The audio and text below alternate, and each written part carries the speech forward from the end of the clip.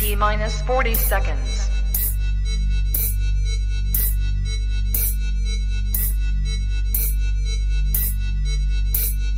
T minus 30 seconds.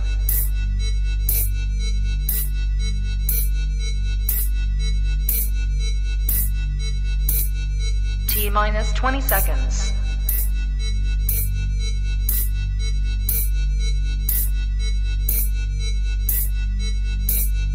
Ten, 9, 8, 7, 6, 5, 4, 3, 2, 1, 0.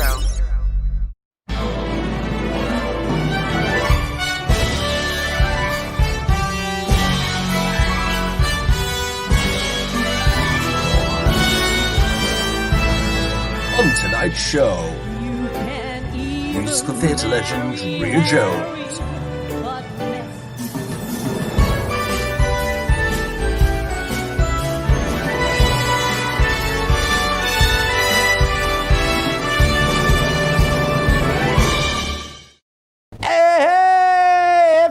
How the heck are you? And welcome to our lovely show this evening. Yes, you may have noticed, everybody, I am flying solo. I am here all on my lonesome in the little young Manchester Towers. We've got no director. We are following COVID rules to the absolute hilt, everybody. We are literally rocking and rolling all on our own. However, the good news is we have got a brand new co-host that's joining the team. It was meant to be his first show here today, everybody, in studio. And, well, obviously we're following rules and he couldn't make it. But everybody, this is Brandon McCaffrey, everybody. Hello, Brandon. How are you? Hey, yeah, you alright? How you doing? This is very exciting. Now, you were supposed to be in studio with us, isn't that right? I am, and I'm quite upset. I was looking forward to it as well. I was like, great, get out of my house in 5 minutes. That didn't happen. No, well, I know. It's what I can only describe as a shit show. But nevertheless, we are here and we are live. We are live over on your Manchester's Facebook page. We're live on Belinda Scandal, that's me, Facebook page, everybody. And we are also live over on the legendary site known as Canal Street Online. If you've never seen this show before, this is me doing everything. So if you see me like that, I'm not having a moment. I'm just trying to sort things. If you've never seen us before, everybody, my name is Belinda Scandal, and this is, of course, Brandon McCaffrey, and we are bringing you 45 minutes of non-stop entertainment, everybody. It's all going on. Look, everybody, I can go, hello, hello, hello. There we go. We'll I can go, hello, hello, and hello, and yours a bit fancier. I think the cleverest thing that you've managed to do today, Brandon, and I've not seen it before, is team your headphones with your tie. Well, what can I say? He's gay. You can't be messed up. Miss an opportunity like that, why would you? So you've obviously seen a little bit of your Manchester then. What do you know about our gorgeous programme? Well, I know it's the Manchester version of the Muppets, from what I've seen. There's a host of different characters, and it's just all round mental sometimes, to be honest. It is all round mental, it really, really is. And one addition to the team that's made it mental, I don't know who I'm clicking on here, there's either one or the other. I want to bring in the two white-haired people of the show. First of all, hello, William! Hello! Can you hear us okay? Yeah, is this thing switched on? Yes, it's on, William, so. It really is on. It's... It's totally... Get your face back, you daft goat. Just two steps back, 2 steps back. What? Just a little bit further back. 2 steps back? Further. Yeah. Let me know when you get to... I'll tell you when to stop moving. It's when you're in... That's lovely. Now, you're almost there, aren't you? Maybe move for a little bit right. Yeah, he's gone all together now. Look at this. Ah, he's there. Right, William, right. how's your week been, William? Well, it's been all right. I've just been milking the wife. I was doing that earlier. I might as well. I can imagine. Where is he? There he is. He's up there. Brandon. Yeah. Brandon, do you like goat's milk? I love I a can bit get of you some milk. goat's milk. Dirt cheap, As I long can get as it. it's dripping. I like it straight from the source. Yeah, it's a #1 refreshment. I love Number it. one. I love the milk. Oh, it's dead nice. I like the way it goes down my throat. Really? Cannibalism. Oh dear me, I tell you. So we are joined tonight, everybody, by, where am I at? Who have I got on? We are joined tonight by the very gorgeous Miss Ria Jones, everybody. She is coming in a second. Let's have a quick word with our titters. How are you, titters? What have you been up to this week? Well, for me, it's just a normal week, really.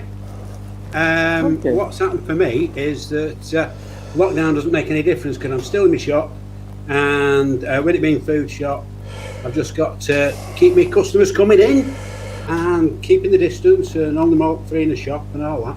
So it's not changed that much for me, except like everybody else, I'm billing all mates and I just have to stop in on my own at night, you know what I mean? Titters. Yeah. Titters. Uh-huh. Do you need a nice supply of goat's milk for your shop? Do you do a nice little cheese? I'm partial to a little bit of goat's cheese, you know. I could get the cheese done. I just got to churn it hard. That's it. Right, yeah, a nice bit of feta, be lovely. Yeah. I could do a bit of ice cream for you too. Right.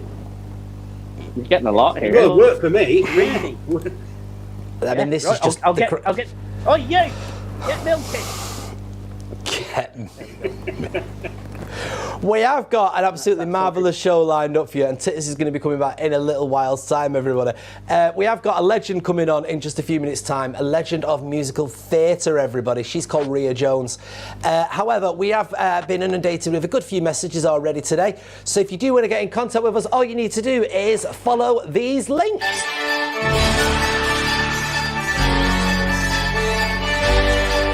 It's your Manchester. And that's all you need to do to get in contact with us. We're literally now just waiting for our guest to arrive, everybody. And she has messaged me. I don't know if you can see how this is all working today, but I'm literally all over the shop today, everybody. She's seen the message now. She'll be with us in a few seconds. We are, of course, going to be talking about a fabulous, fabulous show called Sunset Boulevard. And that's over at the Curve in Leicester. Well, it was meant to be. It's now gone online and it's doing absolutely fantastic. Let's have a look at the trailer. Let me take you back 6 months. I was at the bottom of the barrel.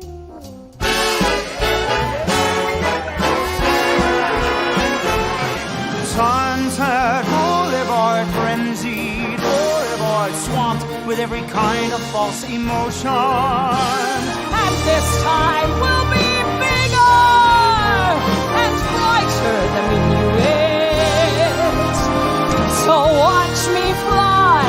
We all know I can do it.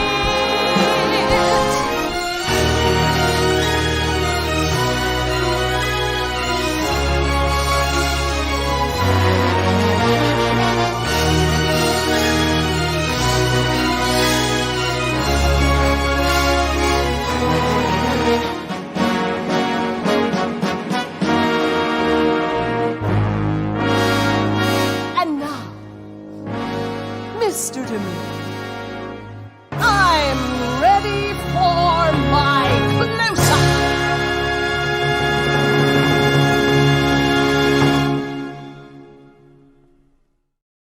Oh, yes, indeed. Well, there we are.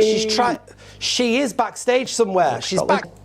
Is that what it's all about? I tell you, I just don't know where she is at the moment. I really, really don't. Let's just talk a little bit more, since we've got nearly 100 people watching us right at this very moment in time. Nearly 100 people. This is the most famous I've ever been. That was the last time I can well imagine. I have no idea where she is. I'll be taking autographs after the show for anyone feeling that they want me to send it to them. Anything else will cost extra for me to send. Well, I can well imagine, Flower. I can really imagine. I do not know where she is. She says she's with us, but I can't see her. Titters, if you just disconnect for a second, we might have a bit of luck seeing if she's there. I love showbiz. I do. I love showbiz. Technology. Oh dear me. Oh dear. Oh dear. Oh dear. Oh dear. Oh dear. Oh dear. She's waiting for the host to let her in. So I think what we'll do is we'll go to a VT. We'll go to a VT. Now, what have you been watching this week, Brandon? Anything or nothing? I've been rewatching Waterloo Road. You've been watching what?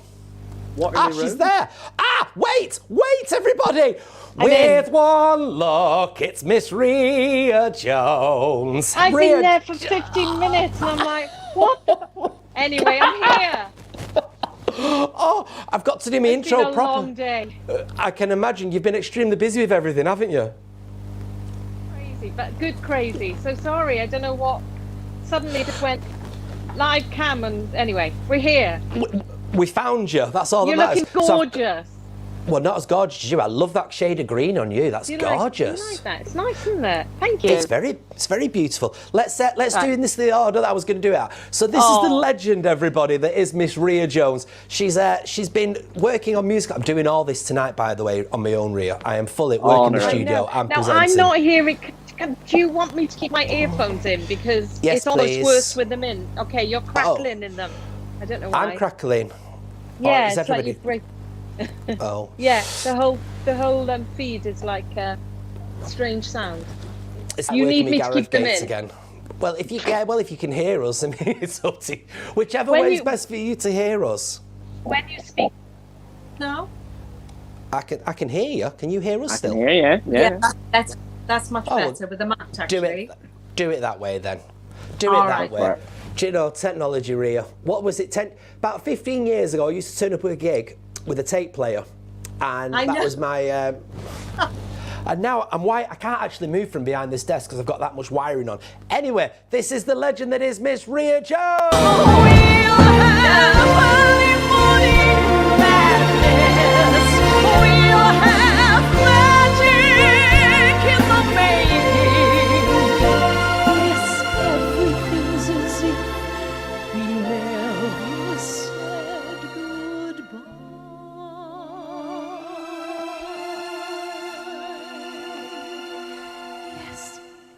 Everything's as if we never said goodbye.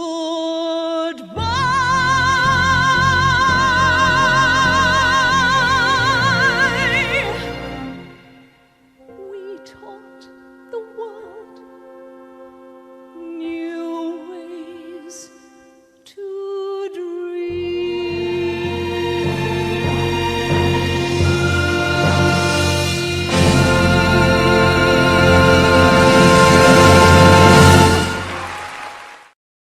Oh, legend. Absolutely fantastic. Now, Ria, I've got to ask you, where did it all begin for you? What got you into musical theatre? Well, funnily enough, when I was 3, my parents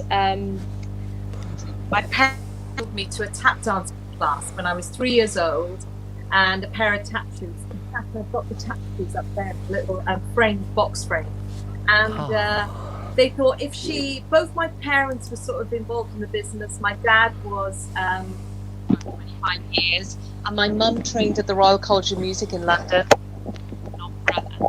I know, and so there was always music in our house. So I sort of hobby wanted to actually be a Welsh teacher, and then I got paid for singing.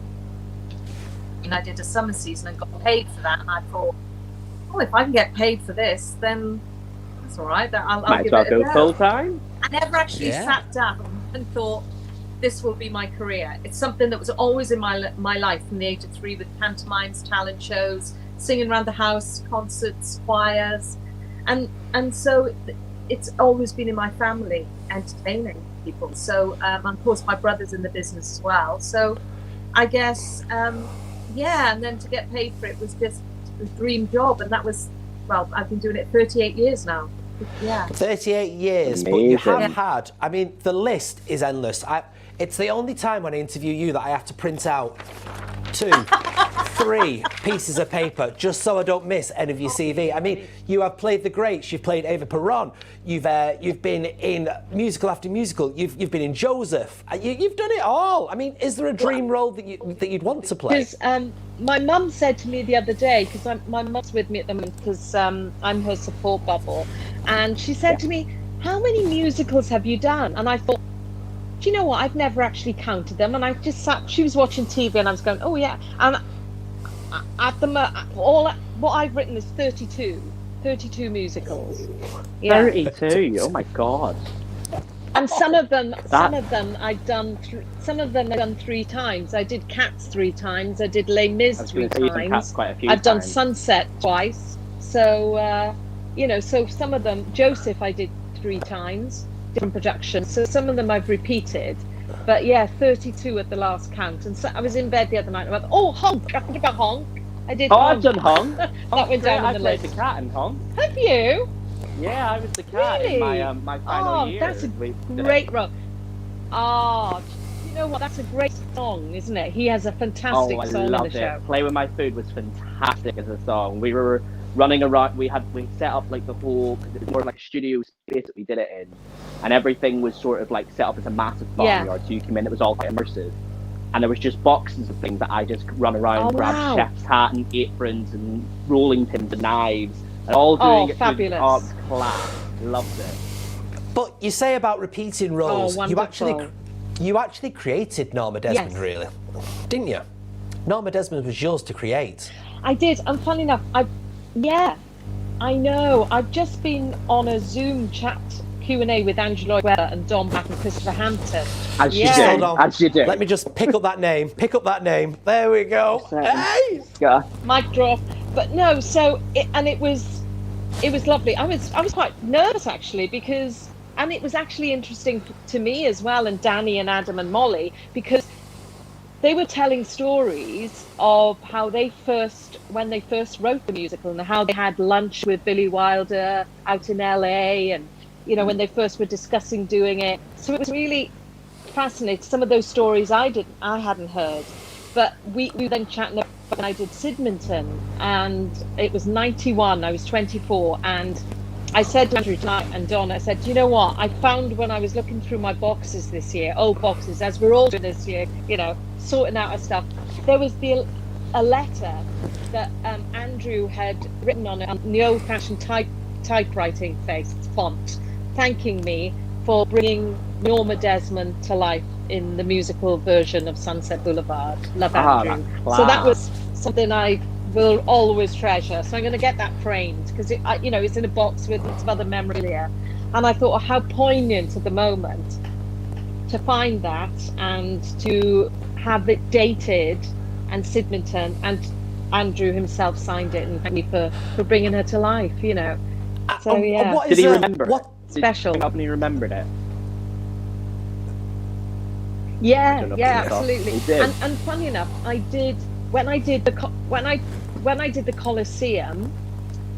He was in New York when I went on as Norma, and he sent me the loveliest message that I will keep forever on my phone, which basically said how delighted he was that the original Norma Desmond is now playing her at the English National Opera in her own 26 years later. So it's a lovely sort of journey, isn't it? And I said to him tonight, I said, it's like she's always been there. And I said, it's like a dream that I don't want to end. So I told him he's going to have to change the lyrics to when Joe says nothing's wrong with being 50, unless you're acting 20. I said, you're going to have to change it now to nothing's wrong with being 70, unless you're acting 20. And then I suddenly thought, oh my God, Glenn's 70 odd, so that's maybe to 80 then, or 90. As long as I can still sing the role, I'll play her, because she is, as you know, one of the most stunning characters of a musical. So glamorous, tragic, eccentric, flamboyant. There's so many layers to her. For an actress to play her is a dream. So yeah. What's the phone call like with Andrew Lloyd Webber? How does one address him, first of all, and how does the conversation go? Well, of course, when I first met Andrew, I think he was in the Sir then. He was just Andrew, and I was in Evita. I was 19 when I did Evita, and he came up to work on the production because Hal Prince was there directing it as well in Manchester at the Opera. And it was the first time. Yay! My second home. It was the first time that I love Manchester. Oh my God, I love it. And it was the first time Evita had only been performed in London, outside of London in UK.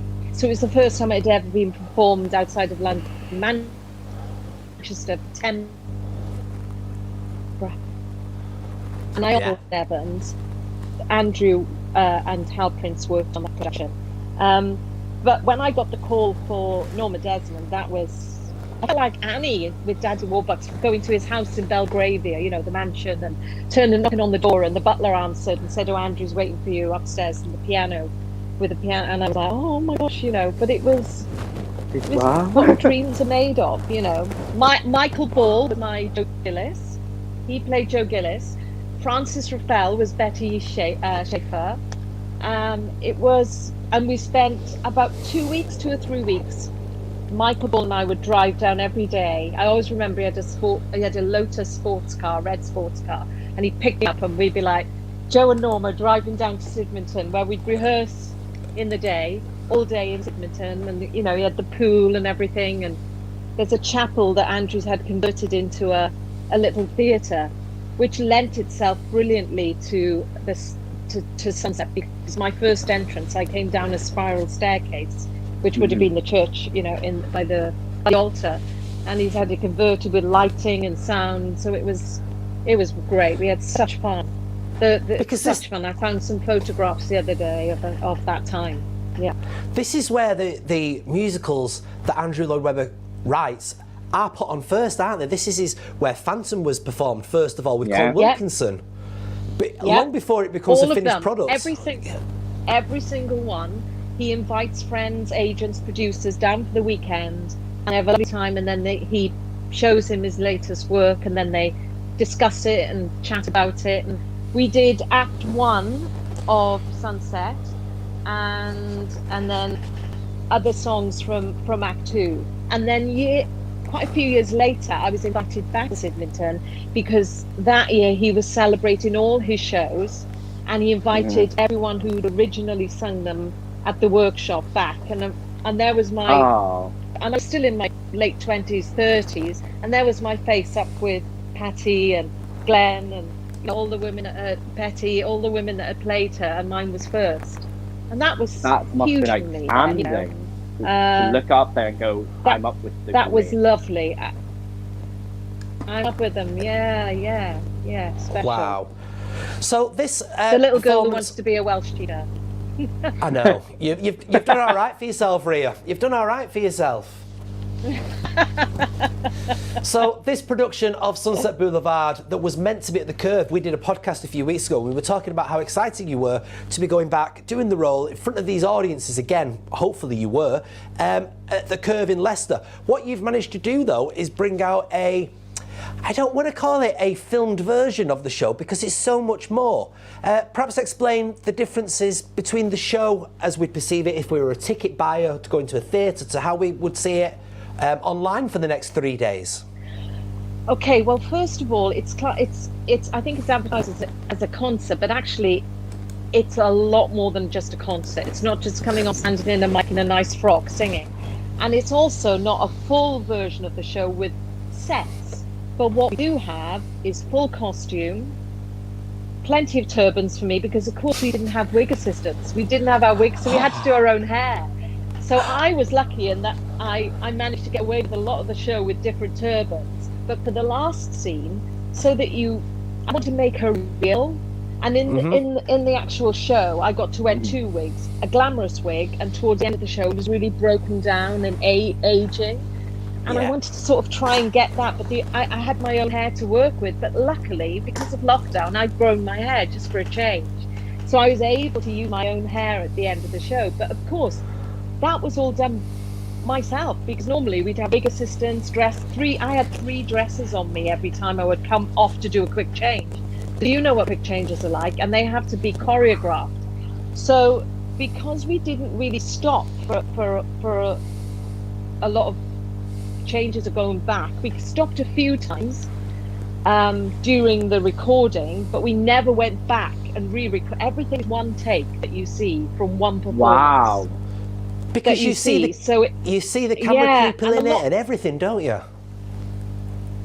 Yeah, and we recorded two shows, a Friday show and a Saturday show, and I thought they would edit between them both, but they didn't. They kept just one show as was. One show.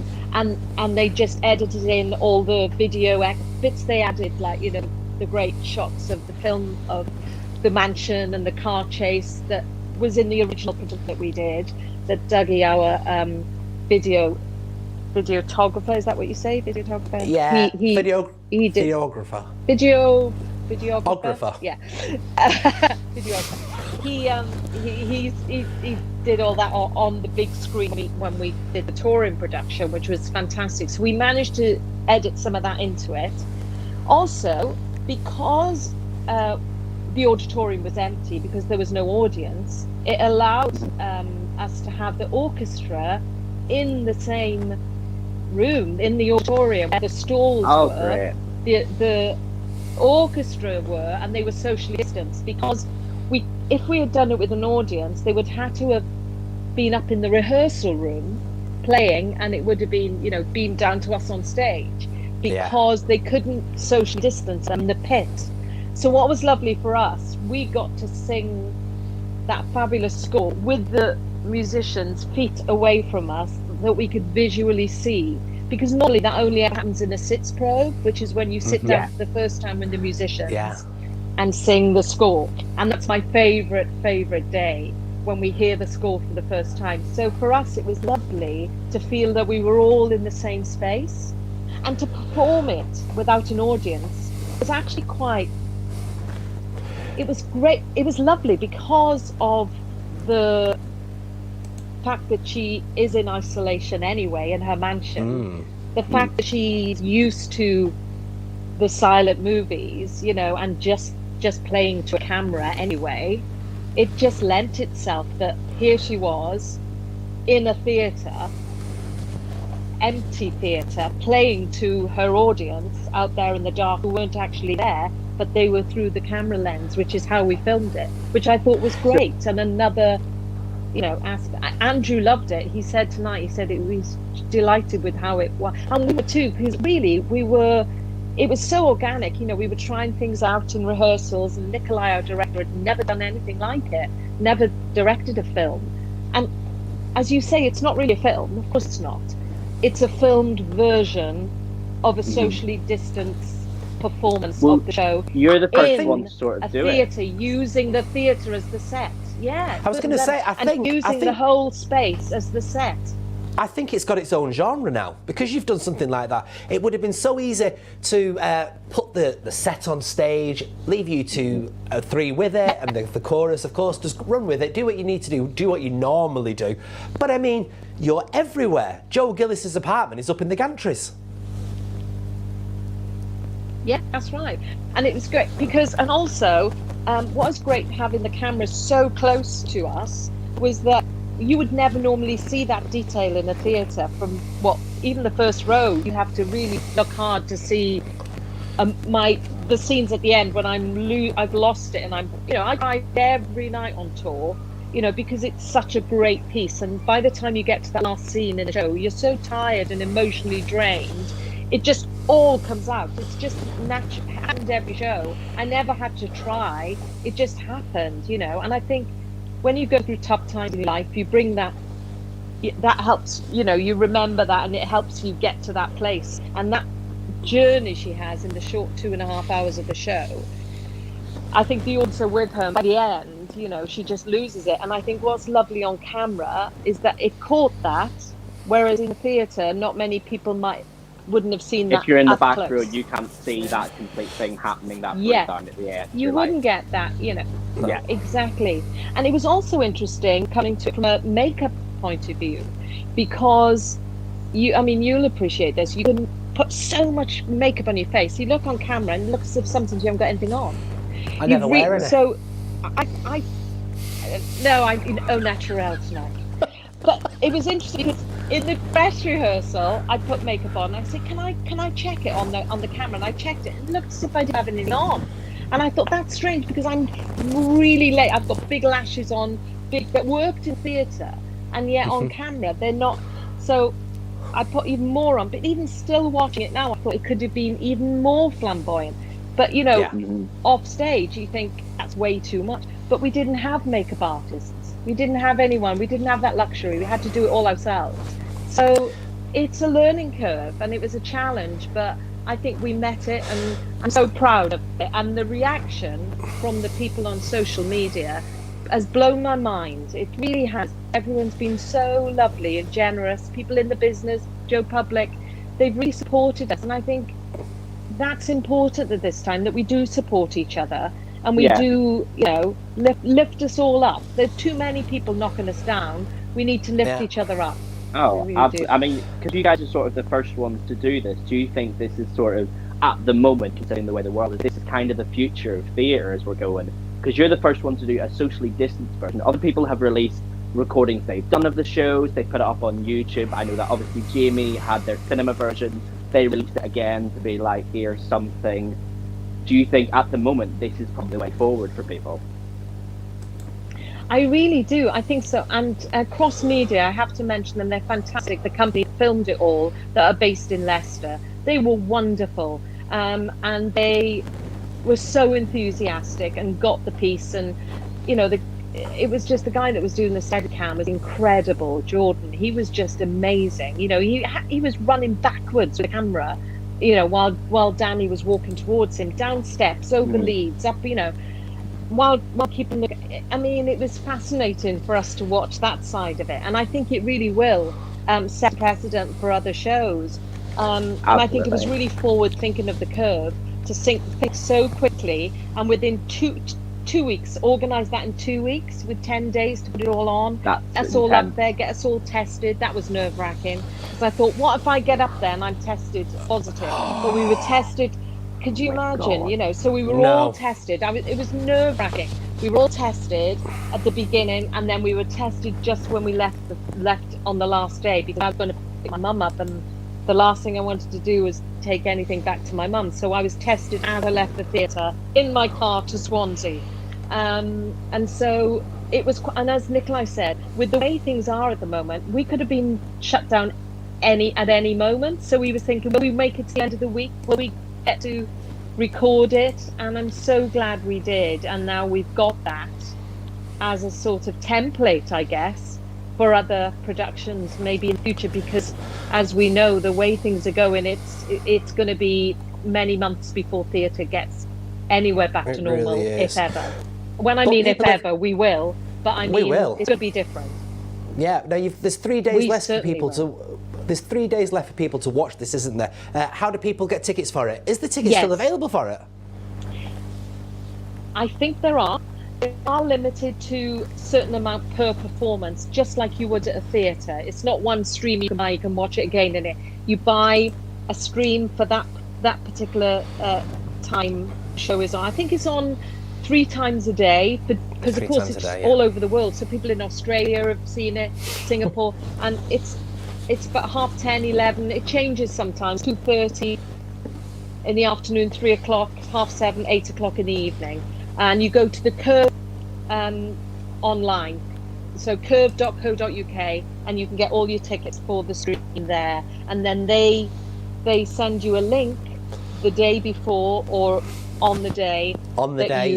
You click onto, and half an hour before the production starts, there's chats and interviews and talks, just to check as well the stream is working, and then the show starts, and there's a 10-minute interval. So you can get up and make a cup of tea or pour a glass of wine. Have a sick. I went for a sick. There you go.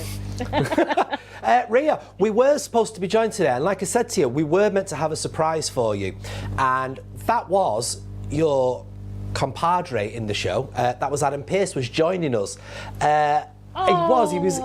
We had it all organised and everything, and sadly he's had to get his son to bed, I believe, so because his wife's not home from work yet. So, but that's what we were arranging for, because we wanted to find out more about it and everything. Oh, do you know, it was quite a long interview that we did, Q&A, that went over the time it should have done, so maybe, you know, he was probably caught up in all that as well, being a dad. we will get him back, because I am certain of one thing. This can never, ever be the end of the Adam Pearce, Ria Jones and Danny Mac version of Sunset Boulevard. It's amazing. Ria, thank you so much for your time today. It's been an absolute pleasure speaking to you, as always. And the lovely Molly Lynch. And Molly Lynch. Molly and Lynch the lovely as well. Molly Lynch. Yes, Hey, and the rest of the team. Yeah, just we hope amazing. it's not the end. We said that tonight. This doesn't feel the end yet. No, there's no way it can be. Ria Jones, thank you so much for your time. Thank you. Mwah, lots of Mwah. Ria Jones there, everybody! Oh my goodness me, how was that for you as your first interview? That was good. I mean, I don't usually get as big a celebrity on my show. I suppose the star part is Anthony Costa from Blue, and most people go, "Is he the other one?" Whenever I mention it, I'm like, "Yeah." Stick around, Flower. It only gets better and bigger here on Your Manchester. One thing that we have been sent this week, though, is a wonderful... Oh, yeah, there we go. One thing that we have been sent this week is a trailer for a brand new programme with Russell T Davies. To tell us more about it and to catch up on what's going on the box, it's our Hayley.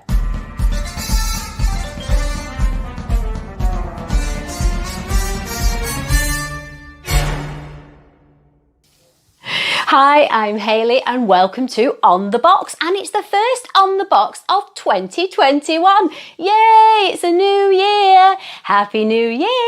I hope you all had a wonderful, well, as best as you could, holiday period, and you're ready to start 2021. And let's hope that this year is better for everybody. Fingers crossed. And we actually managed to kick this COVID virus far, far, far away and beyond, and we can actually see each other in person again, because that would be absolutely lovely. Now, things are moving forward a little bit on the filming front, so there's, I wouldn't say it was a light, but there's a little glimmer at the end of that tunnel there.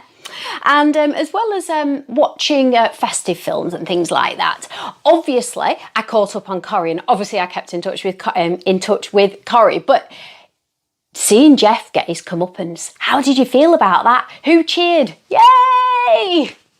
I did watch a few festive films, obviously. I spent most of Boxing Day under a duvet, in fact. Christmas Day I went to see my parents for the first time in months and months and months, and actually gave them their presents from a distance, and with a mask on, of course, which was wonderful. But Boxing Day I spent under the duvet watching festive films and festive TV. Alongside that, I've actually binge watched more or less, Tiny Little Things on Netflix. Now that is one fabulous series. It follows an elite dance school, ballet school in America, and it's about the rise and fall of young adults who live really far away from home. They're between 11 to 16 years old, and it focuses more on the 16-year-old side of things, each standing on the verge of greatness or ruin. And there's lots of other twists and turns as well. And there's some quite evil people, evil characters involved in that one. I definitely recommend that. I know that online, some people have only given it 3 out of 5 stars. Personally, for me, I was absolutely gripped, and I definitely give it 5. Also, what else I've been watching? Oh, Bridgerton. I've got 1 episode left to watch of that. That is outstanding. It's set in the competitive world of London high society during the season, when debutantes are presented at court, and it premiered originally on Netflix on December the 25th, but I've just gone into that and I've actually just got 1 episode left to watch, and that is brilliant. Excellent casting, excellent acting, excellent cinematography and direction. Yeah, definitely recommend that one. If you like Dancing on Ice, that will also return this year as well, of course. The cast hasn't been confirmed yet, but Conversations with Friends is set to be as big a hit as Normal People. Remember Normal People? Well, that was absolutely amazing. Now, this one is also set in Dublin, and it tells the story of 2 female college students who befriended a sophisticated older couple, basically. But it's set to be another massive hit.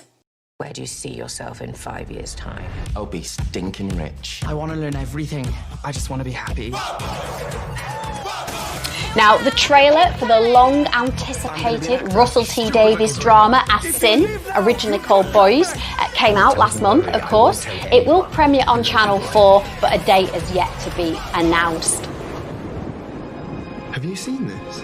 There are Now that drama will cover the entire decade and will follow protagonists, friendships and love lives as they deal with the AIDS crisis. Went into hospital, ambulance. Shame on you! You loved your son. What's wrong with that? Do you think I should have known? I've got some news for you. Let's march! I'm gonna live. Brand new drama from Russell T Davies. It's a Sin. Coming soon to All 4 and Channel 4. Right, I think that's it from me for now. I'll catch you next time. Bye. Is she adorable? I love it. Tell you, it's all going on. And I must just say, on the note about the new programme from Russell T Davies, It's a Sin, we might have a special guest coming our way in the next few weeks. And I say no more than that, everybody. Just dropping that T there, everybody. So that might be happening for you. Now, we are inundated with guests today, and one lady that we were dying to speak to is our next guest. Now, her name is Carol Ann Bruce, and talking about surviving, everybody, this lady has survived some and then a whole load more. Let's welcome Carol Ann Bruce. Hello, Carol Ann, how are you? Hi, good evening, Belinda. I'm well, thank you. Well, now I've just realised how much you look like your son. It's bizarre, isn't it? Now, listen, tell us a bit about your story. You've brought out a book, and it's a fantastic book. But where did the inspiration for the story come from? So 9 years ago, I began having very, very strange, terrifying dreams that lasted for about a year, where this strange black man came and visited me every night. Unusual. And he used to sit on me and he used to paralyse me. And then before I knew it, I was in really, really bad nightmares, running around the house, seeing strange things. And then one night he came and he paralysed me and he took me on a journey and he showed me my future. And he took me to Strange Hospital and he actually showed me 2 patients, and one patient died and one patient survived. And when I looked into the patient's eyes, they were both me. And when I woke up the next day, I realised this dream was really, really too true not to be ignored. So I wrote everything down. I drew some pictures from what he'd shown me in the dream. And then I felt my breast, and I've never felt my breast before looking for breast cancer. And I found a lump straight away. I was 42 years old and I went straight to the doctors, who didn't think it would be anything to be concerned about. And I really wasn't happy with that. They said, well, we'll send you to the hospital and have you tested in 2 weeks' time. I thought, I'm not waiting 2 weeks. And I phoned up the private hospital, got a private appointment, and I went to the private hospital to see a doctor and get some tests done straight away. And it turned out that the tests all came back negative. And although I had a lump, they said it was nothing serious, it was just a little lump, they wouldn't take it out, nothing to worry about, off you go and enjoy your life and don't worry about it. And I kept saying to them, I've had this dream, I don't believe there's nothing wrong, you've got to scan me, you've got to do more tests on me, because this dream was too real. And he said to me, I had to pay for it, but if you want it, you're not going to go away without it, are you? And I said, no, I need this scan. And they said, we'll come back tomorrow. And I came back the very next day, and as soon as they rolled the scanner over me, they apologised and said, we've got it wrong, you've definitely got a lump. And this is what's inspired the book, from the journey from there. And how does that feel then when they've told you that you're kind of okay, you've got something there, but it's okay, and then you go in and you're told, actually, it's 1,000% more serious? Well, it's really frustrating. It's very, very frustrating. I'm a nurse anyway. And that's not what made me pursue it. It was the dream was so real. This person that came to visit me in my dreams, which I now think was the angel of death, they were either warning me that it wasn't my time to go, but the book tells it all in more detail. But what they showed me that night, even the hospital I went to was an hour and a half drive where I live. So even when I was going for the first private test, it wasn't the correct hospital from the dreams. Everything was coming through with what was happening with all the tests. And it was only when they finally booked me in for my surgery and they said to me, unfortunately, we can't get you into the private hospital where I've been seeing you. You need to come to my private hospital. And it was in Crewe, an hour and a half's drive away from me. And it was only the morning when I drove up to that hospital, the first time I went into that hospital, I knew that was the hospital from my dreams. I knew around and nobody could believe me. So it's been frustrating even since then. But I told them what was wrong. In my dream, I could have died, and I kept saying to them, you've got to watch my precious. And actually, when they did the surgery on me, my blood pressures dropped, and I was in surgery for a lot longer. I couldn't recover well. So everything, from every single detail from the dream, came true. And this is what's inspired the book, isn't it? We should say that the book is called The Dream That Saved My Life. Now, after listening to you there, this is literally almost a diary, would you say, of your feelings and what was going on with you? Yeah, so we kept literally, for a whole year I was keeping a diary anyway of the dreams, because these dreams were so bizarre and they were so real, and I didn't know when I was awake and when I was asleep, because I was waking up but I was still in my dreams, and it was very, very strange. So I kept a journal throughout that year, that it actually said I had the cancer for about 6 to 12 months, which was the same time that I've been having the dreams, and it was the right shoulder that the demon used to come and sit on, and that's where I had the breast cancer. I even woke up one night with a big scratch right across my back, and that back has been where they've done the surgery, where they've taken out my muscle from my back, in the exact same place where I had the big scratch. So yeah, I kept this journal, and even when I was too unwell, when I got to the days where I couldn't even walk, I had my family around me, and they were doing the journal for me. They kept a note of everything that was going on, and it's been really tough. It's took me 9 years to be able to look at that journal, because some of the stuff that's in that it's you know, I've got to the stage of the lowest part of your life where you just want to die. It's been absolutely horrific. But I've got through that because I need to let people out there know people must be checking their breasts no matter what age they are, whether they are male or female, you must check your breasts. And even if you watch it tonight, please just go and do that one little job, just check your breasts. Because this is the thing, isn't it? Breast cancer doesn't just apply to females, and I think a lot of males forget that there is there for them as well, isn't it? Yeah, absolutely. Yes, it doesn't matter what age you are or what sex you are. It doesn't discriminate. Breast cancer will come to anybody, and it's a little bit like COVID at the moment, isn't it? It's literally everybody's getting breast cancer as well. So it takes literally a couple of minutes to check your breast, and people say to me, I don't know how to check it. What if I've got a lump and I can't feel it? All I can say from my experience, if there's a lump there, you'll find it. There's not a lump there, it's because you've not got a lump. So don't worry if you've not got it, but be aware and know your breast, know your body, because these doctors all told me I didn't have cancer, and if I had just been a normal person and walked away, I had nearly stage 3 breast cancer. Stage 4 is terminal, there's no stage 5. I would not be here today doing this interview. So people need to know their bodies, and don't be afraid of doctors. They're just people that are trained, that, you know, if they get it wrong, and the book will show you, there's 2 beautiful inspirational women in that book that both died because the doctors got it wrong, saying that their secondary breast cancer was only scar tissue, and it wasn't. And these ladies aren't here, and they were even younger than me, 32. So don't, you know, if you're not sure and you know your body, then challenge the doctors and make sure you get what you need, get the test that you want. Yeah, that's what it's all about, isn't it? So this book then, where can we get this lovely book from? I believe it's available on Amazon, is it? It's in Amazon and it'll be in all good bookshops from the 6th of January. And it's going to be a fantastic read. I can tell everybody that straight away. Also with this book, Belinda, it's not just about cancer. So if you pick this book up and take it on holiday, this book actually starts with the dream. It starts about I've had spiritual experiences since I was a child, and it goes through all that, and it's very funny. So it's not just a book about cancer, because I knew that people wouldn't go to a shop and go, oh, there's a book about cancer, let's buy it. So it's not about that. It's actually about my experiences from growing up and why I had this spiritual experience in the first place, what happened to me when I was younger, and then about the physics, and then about the chemotherapy and everything that goes with it. Then it discusses these other 2 inspirational women, but it's funny all the way through. So you won't just be reading a book, you'll be laughing and crying reading this book. I've read it twice, it's really good. Well, I hope you've enjoyed it. I hope you enjoyed it. I'd be more worried if you didn't. Well, a survivor's story isn't necessarily always a gloomy story. A survivor's story has both light and heart, doesn't it? It is, yeah. The reviews I've had so far, people have said they have laughed and they have cried and they've laughed even more. And that's what I wanted, but I've still got it over in a very, very positive way. The book is all about positivity, because that's what gets you through when you've got cancer. You've got to be positive. Thank you very much, Carol Ann Bruce, everybody.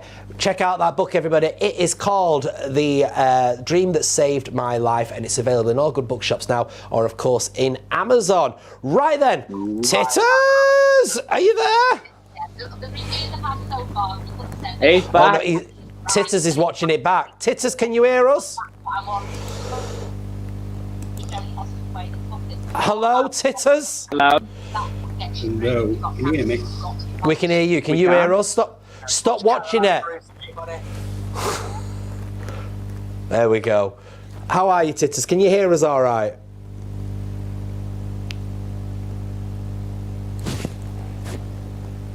Can't hear you. Can't hear us. Okay, all right then. What we'll do then is, I don't know what to do tonight. I really don't. Titters is just not picking up on us at all, but nevertheless, doesn't matter. I'll probably have a little drink at that point. Should we have a little drink, everybody? We're going to zoom through this now. A little drink with episode 175, everybody, today from Your Manchester. Let's have a little word and a little drink with Booze and Bites and our lovely Charlie Houston side.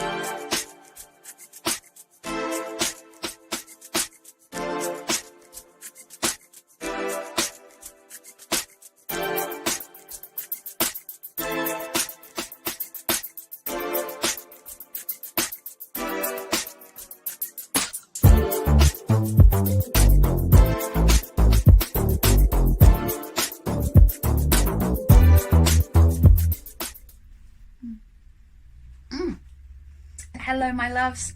Happy New Year. Charlie Houston Sykes here with New Year's Booze and Bites. So this week we are talking no and low. For those of you who are very much doing the dry January or trying to cut back a little bit after the festive excesses. For those of you who aren't, can I suggest that you join in with Triannuary? It's a really good way of supporting brands, and particularly given that you might not want to abstain given yesterday's news. It's a really good way to spend some money, support independence, and actually try new things. Use the hashtag, follow the hashtag, get on it. It's really great. Back to no and low. I have some fantastic recommendations covering all sorts of different kinds of non-booze. Get a look down your supermarket. There are some real bargains to be had, but these are very specific and they've been recommended to me or I've tried them myself. So let's start with beer.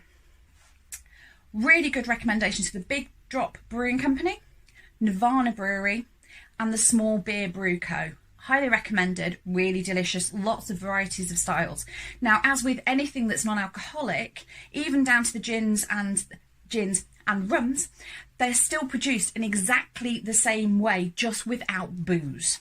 So it's still the same processes. They go through the same temperature checks, the same quality checks at the end. There's just no alcohol involved. On to gin, speaking of, I can highly recommend Luxlow. I can highly recommend Nona June, which I have tried myself, and you can tell it's not gin. The flavour's slightly different, but you still get that juniper hit. It's still a decent G&T at the end of the day. And moving over to rum. Yes, you can now get rums. We can't really call them rum because they're not using alcohol, but they are effectively, again, created exactly the same profile. Now, I don't know if you know Made in Chelsea, Spencer Matthews is a partner in a company called the Clean Liquor Company. They created both the gin, which I tried last year and I interviewed Spencer about it, really, really good. But they also have rum, great with ginger ale, wedge of lime, sorted. I've also been made aware of Lyre, who have a non-alcoholic spiced cane spirit. So if you're a spiced rum drinker, this is the one for you. Again, ginger ale, slice of lime, everybody's happy. There's loads for you to try out there, genuinely. I hope you find something that you like, and if not, I'll be on the hashtag Triannuary trying some new stuff. Meantime, I'll see you next time. You see, she brings the best.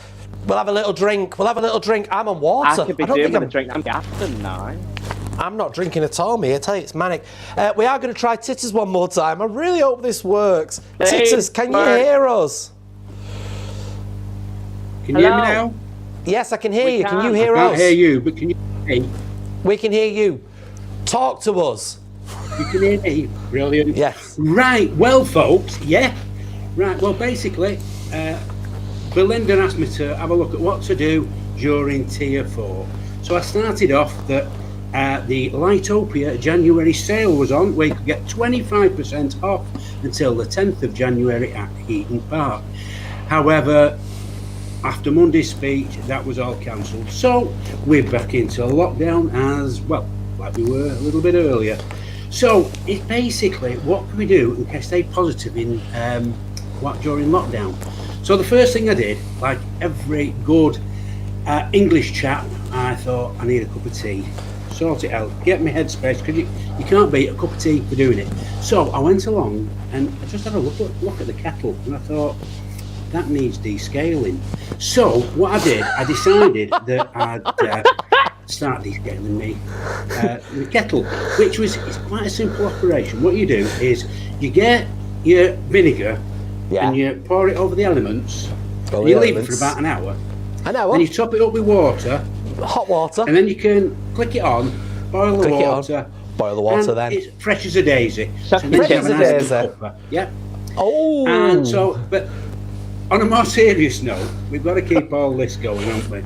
We have. And so, just a few options that the viewers, if you're Manchester-based, I'm sure even if you're not Manchester-based, there'll be places within your areas where you can do similar stuff. But in Manchester, I'll highlight once again the B Vocal Choir. It is there. It's a fantastic setup. I mean, we've spoken to them before, about them before. Absolutely wonderful people.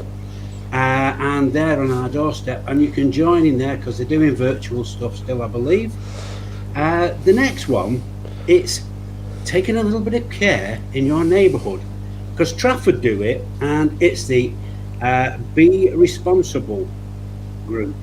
Oh, it sounds a bit boring, but before the magistrate makes you do it, why not do a bit of voluntary litter picking and just keeping your own place tidy? You're out in the fresh air.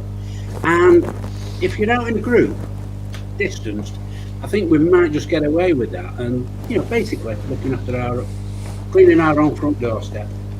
And another one is doing the old yoga. Now, there are groups about. There's one that I follow on Facebook. It's Millie Does Yoga, because I know Millie. So she's qualified. She did yoga to get her own head straight, but because she was suffering, and so it's a great sort of like exercise for getting the body right. She's available for, I know she does one-to-one, she does group bookings. Basically, you need a mat, and you can follow on the internet and keep going around. So really, there's plenty of stuff to do, but mainly make sure you get out, you do your walk your head up, have a look round. If you're in the city centre, it's fabulous because there's that many buildings that you've probably never looked at before because you're looking at the pavement. Take that bit of time, have a look up. And if you're out and about in your own local area, there's a load of footpaths, I bet, that you've probably never trodden, and you probably lived there for years. Go and have a look. You're in the fresh air, have fun, and really stay positive if you can. Love it. Thank you very much. Right. Cheers, me. Titsers. You do me now. Go. I love it. She's gone. There we go. Right, well, just before we go today, then, everyone, we are going to wrap it up. I didn't realise how long we've been on for. I tell you. Hey, right. Just before we go, then, everybody, let's first of all, Brandon, what can people do if they're a little bit upset or a bit down at the moment? Well, we are obviously back in lockdown officially again. And everyone, it's going to be a lot of effect on people's mental health and their ability and what they do when you're stuck in the house all the time. So we've got a lovely little VT for people to have some information on what to do.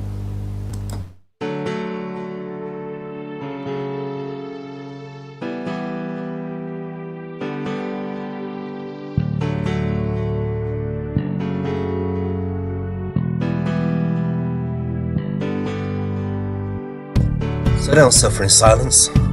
Call the Samaritans on 116 123.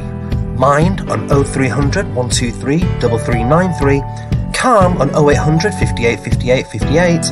Or Sane on 0300 304 7000. So yes, people, do not let yourself get down. There is so much help out there for you. And of course, you can get in contact with us and stay us. We're going to keep you going throughout our entire lockdown here. We'll keep them busy, won't we, Brandon? We will. I can find some stuff to do. It might not all be legal, but we'll find something. Oh my goodness me. Oh my goodness me. Mind you, I suppose we've got to think about the weather as well, haven't we? And hopefully the weather will be all right this week. Let's quickly check in. Have you seen how fast I'm rushing through this now? Let's quickly check in with our Paul Rudd and see what the weather is.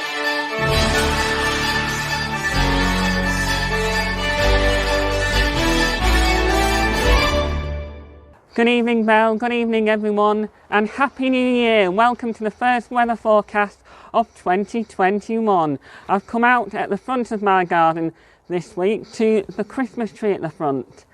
Just getting the last bit of the festivities. Happy New Year. Hope you've all had a great Christmas. Let's hope it's a good one. Be good, stay safe. Alright, let's have a look at the first weather outlook of 2021. Here are my weather maps of 2021. Let's take a look at this, ladies and gents. Alright, Thursday is looking cloudy with the temperatures around 2. Friday is looking sunny and cloudy with the temperatures of 2 as well. And this is where it's all going to change, ladies and gentlemen. Saturday is sun, cloudy and snowy with the temperatures of 3. And Sunday is looking rain, sleet and snow with the temperatures of 3. So ladies, ditch those high heels, get your glamorous coats on, get your fur hats on and get your muffs on. Keep your hands nice and warm. And now it's time to hand over back to the unforgettable Belinda Scandal for this week's first weather forecast of 2021. Back to the studio for your Manchester. Happy New Year, everyone.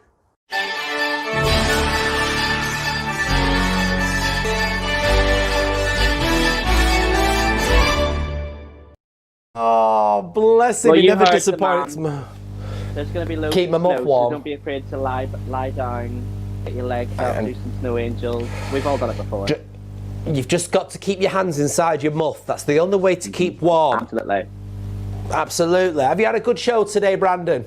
I had a great time. Yes, and you'll be back with us in the next few weeks as well. So we have a little ritual here that we do, Brandon, at the end of each show. And I don't know if you're aware of how we normally sign off with the little, what our Paul just did there, and we say, "Your Manchester." So since it's your first show tonight, what we'll do is we'll let you do that. Are you ready? So sign us off. You've got 30 seconds. Tell everybody how fabulous it's all been, and then finish us off, because apparently you like doing that. Go! Thank you very much for everyone watching the show tonight. I hope you've enjoyed watching me and Belinda as we talk some crazy things, spoke to some amazing people and amazing backstories. But for now, it's goodbye from us and goodbye from everyone else, I suppose. So, see ya and thank you very much. Your Manchester. Ta-ra, flowers!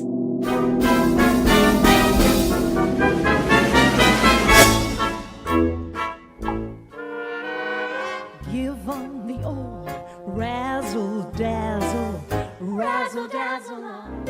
You can light the light